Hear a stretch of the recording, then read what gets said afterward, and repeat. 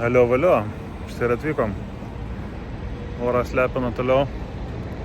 Nuspręsta šiandien pradėti rytą, dabar 7:30 turim.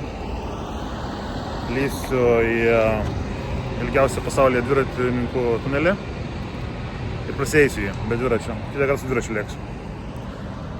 Labai jis ten gražiai įrengtas viduj. Tai jisai buvo padarytas, kai tramvajų čia statė, kaip reikėjo tunelio šone, kad būtų emergency tunelis, kad jeigu ką, tai padarė šį dviračio tuneliuką. Kem 5 minutės praeis eiti, kitą pusę, ir atinsim tuneliuką, lysim tada į šviesą, o kitą kartą reikės dviratį čiupti ir pasilėkti jo. Tai važiuojam su manim. Tuneliuko ilgis 3 km, rytinis exercise bus toksai. Visai jisai toksai mandrai gan įrengtas, kaip tuneliai dviratininkų. Tai gan naujas. Tai manau, kad bus įdomu pasieiti. Senai planavau, bet tik dabar įvykdysiu. Kitą kartą lėksim su dviratuku.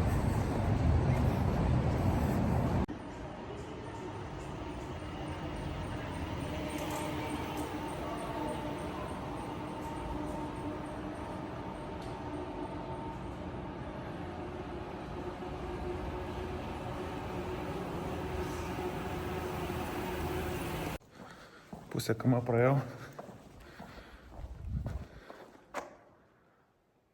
Bet čia tokių turistų kaip aš mažai. Žmonės važiuoja kažkur arba bėga kažkur. O kad išeiti per gražią dieną Bergene, kur pastovi lyja, į tunelį pasivaikščioti, čia tik aš galiu sugalvoti. Kosmosas, ne tunelis čia. Reivas geras būtų čia. Pirmas kilometras įvyktas. Mažai čia kas vaikšto, taip kaip aš. Visi važiuoja.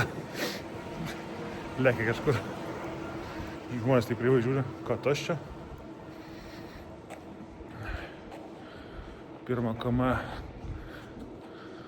Taip atrodo viskas. Meniškai. Kai bus 1,5 km, bus dar geresnis checkpointas. Čia galėtų būti mano įsigelbėjimas, bet rašytinsiu. Ne. Einam toliau. Jau pusę praėjau. 1,5 km. Tai atžyma bus ten.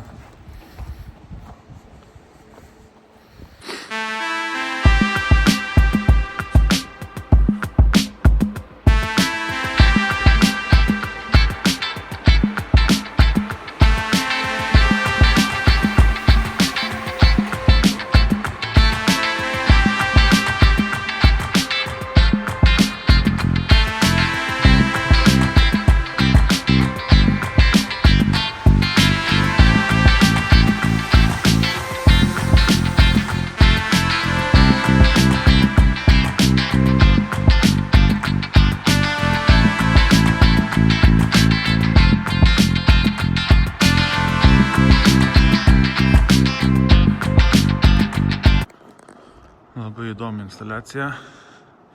Centre tunelio 1,5 km. Čia daug žmonės renkasi, kai blogas oras, su vaikais. Dūksta vaikai. Tikrai smagus tunelis pasivažiuoti dviračiu. Pasivaikščioti gan nuobodu, bet kaip pirmą kartą yra įdomu. Čia labai gerai girdisi, kaip čia viršus yra uždengtas, kad nelašėtų. Tai labai gerai girdisi, kaip lašia kažkur nubėga. Šaunuoliai. Labai jaukus. Tuneliukas. Tunelių ekspertas Povilas sako taip. Taip. It's good. Labai tiesiai.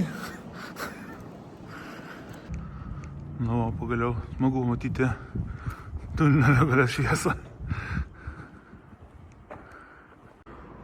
Užtrukom beveik minučių. Pradėjom čia. Praėjom visą tuneliuką. Esam čia. Taip ir užtrukom 3-8 minutės. Sutikau tik vieną moterį, kuri vaikščio, kuri aplinkė mane. Tai mažai vaikščiančių žmonių, bėgiojančių buvo, daugiau dviratininkų, lekiančių kažkur. Tai oficialiai galiu skelbti, kad ilgiausias pasaulio tunelis dviratininkam įveiktas po Viliuko. Išlindom prie Kyvos centro, lysim vidų, žiūrėsim, ką čia toliau sugalvot, kurią pusę paliekti. Stay tuned. Nu, tas kalniukas buvo veiktas. Kitoj pusėje tuneliuko, civilizacija.